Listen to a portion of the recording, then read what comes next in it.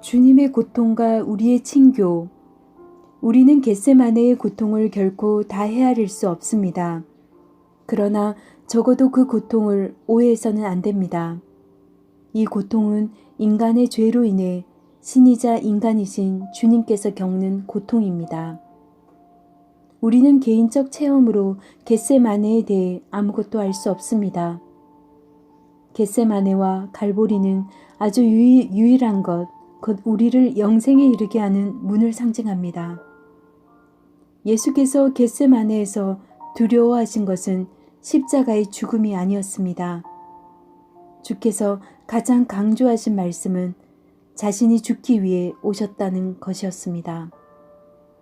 겟세마네에서 주께서 두려워하신 것은 인자로서의 사명을 다 감당해낼 수 있을까 하는 것이었습니다. 하나님의 아들로서는 전혀 문제가 되지 않았습니다. 사탄은 하나님의 아들을 건드릴 수 없습니다.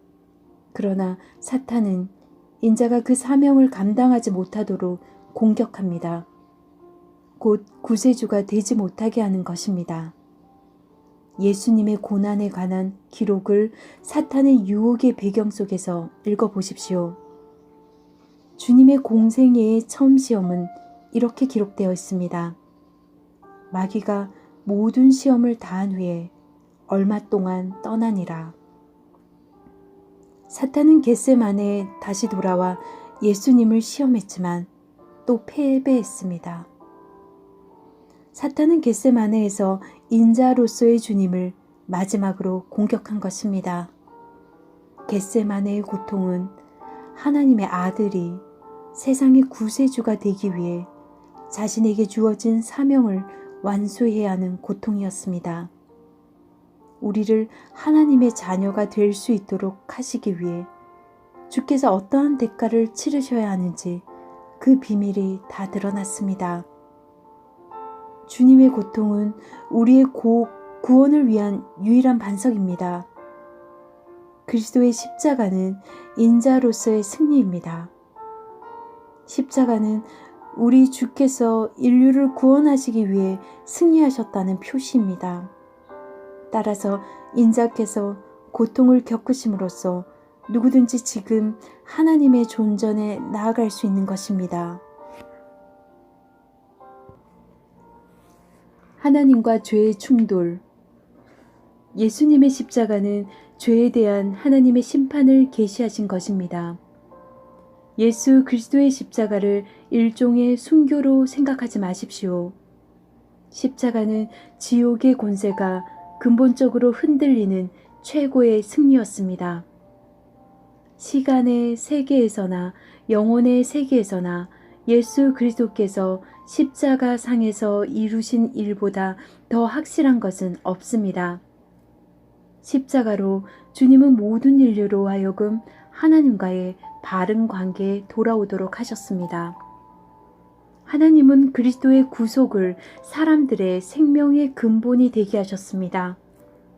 즉 주님은 모든 사람으로 하여금 하나님과 사귐을 가질 수 있는 길을 열어놓으신 것입니다. 십자가 사건은 예수님에게 우연히 발생한 사건이 아닙니다. 주님은 십자가를 위해 오셨습니다. 그는 창세로부터 죽임을 당하신 어린 양이십니다. 성육신의 모든 의미는 바로 십자가입니다. 성육신 하신 하나님을 인류의 죄를 지신 인자로부터 분리시키는 실수를 하지 마십시오. 성육신은 죄를 제거하려는 구속을 위한 것이었습니다. 하나님이 성육신 하신 목적은 하나님 자신을 실현하시기 위해서가 아닙니다.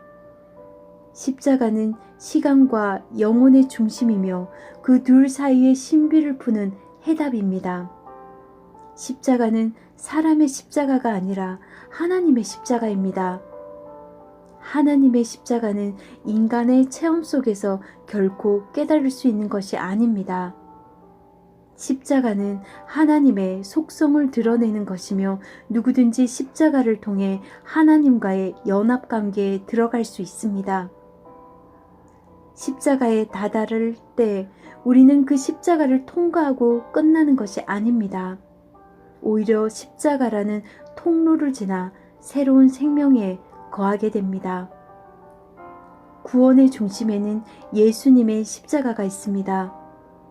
우리가 구원을 얻는 것이 그토록 쉬운 이유는 바로 하나님께서 그만큼 엄청나게 대가를 지불하셨기 때문입니다. 십자가는 하나님과의 죄인된 인간이 충돌해서 만나는 지점입니다. 생명을 향하는 길이 열리는 지점입니다. 그러나 충돌은 오직 인간의 죄로 아파하시는 하나님의 마음에서 발생합니다. 결국 인간의 죄를 해결해야 하는 하나님의 대책은 십자가였습니다. 부활하신 생명과 연합할 때 인자가 당신 안에서 부활하실 때까지 아무것도 말하지 마십시오. 부활하신 그리스도의 생명이 당신을 다스리면 역사 속에 계셨던 그리스도께서 가르치신 말씀을 이해하게 됩니다. 당신의 내면이 바르게 되면 예수님께서 하셨던 말씀들이 너무나 자명하게 되어 왜 전에는 그 말씀들이 보이지 않았는지 놀라게 됩니다. 전에 당신이 그 말씀을 이해할 수 없었다는 사실은 그때 당신의 마음은 그 말씀들을 감당할 만한 상태가 아니었음을 보여줍니다. 주님께서는 아무것도 숨기지 않으십니다. 그럼에도 우리는 영적인 생명에 합당한 조건에 이르기까지는 그 내용들을 감당할 수 없습니다. 내가 아직도 너희에게 이룰 것이 많으나 지금은 너희가 감당하지 못하리라.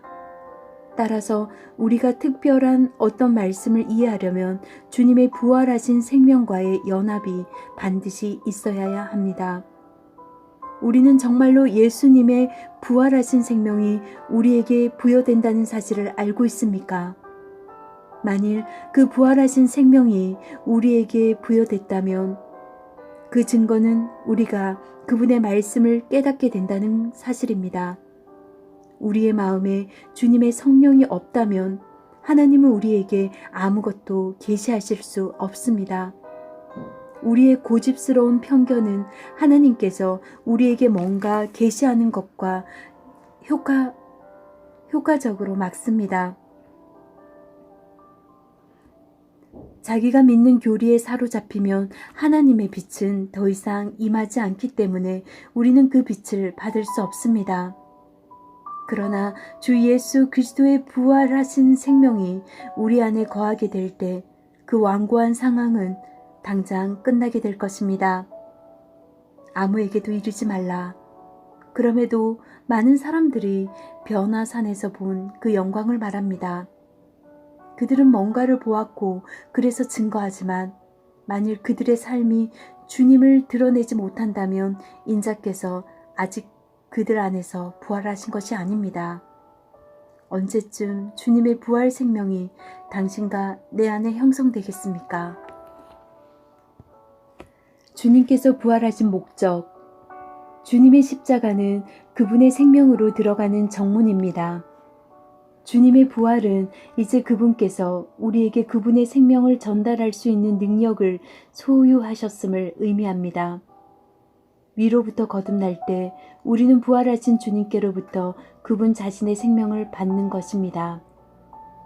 주님이 부활하신 목적은 바로 많은 자녀들을 영광으로 인도하는 것입니다. 그분의 사명을 완성하심으로써 주님은 우리를 하나님의 자녀로 삼는 고난을 주셨습니다.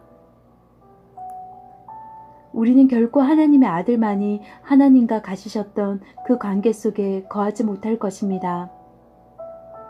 그러나 우리는 하나님의 아들에 의해 양자의 관계를 갖게 됩니다.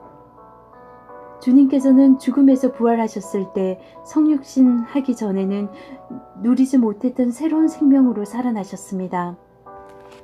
곧 전에 없었던 새로운 생명으로 부활하신 것입니다. 주님의 부활은 우리가 옛 생명이 아닌 주님의 부활의 생명으로 다시 일어나게 되는 것을 의미합니다. 언젠가 우리도 주님의 그 영광스러운 몸처럼 변화된 몸을 갖게 될 것입니다.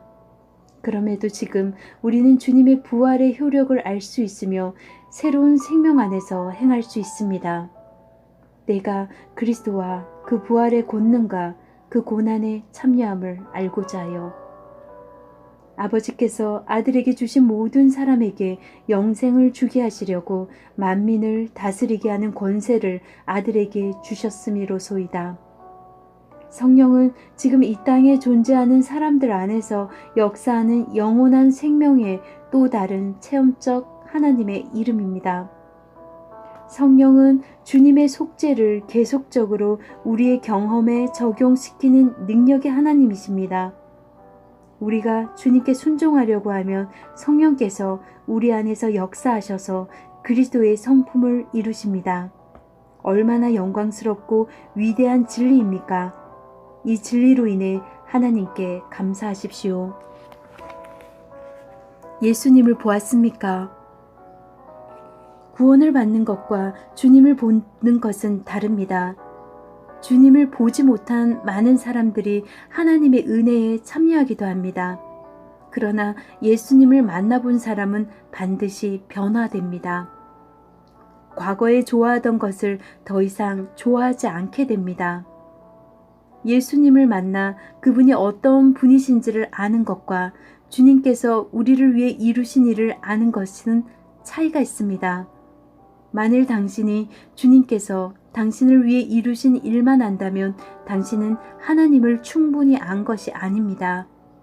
그러나 당신이 예수님의 모습을 그대로 보았다면 삶 속에서 어떠한 경험을 하더라도 당신은 보이지 않는 그분을 보는 것 같이 하며 인내할 것입니다.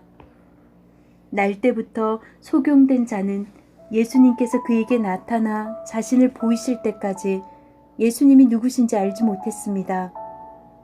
주께서는 누군가를 위해 어떤 일을 하신 후에 그에게 나타나십니다. 그러나 그분이 언제 나타나실지는 말할 수 없습니다. 갑자기 그분이 오시면 나는 지금 그분을 봅니다 라고 외치게 됩니다. 당신에게 나타나신 예수님은 당신의 친구에게도 나타나셔야 합니다. 그 이유는 다른 사람의 눈으로는 주님을 볼 수 없기 때문입니다. 주님을 본 사람과 보지 못한 사람 사이에는 구분이 생깁니다.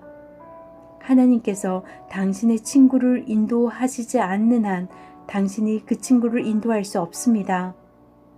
예수님을 보았습니까? 그렇다면 당신은 다른 사람들도 예수님을 보게 되기를 원할 것입니다. 두 사람이 가서 남은 제자들에게 알리었으되 역시 믿지 아니하니라.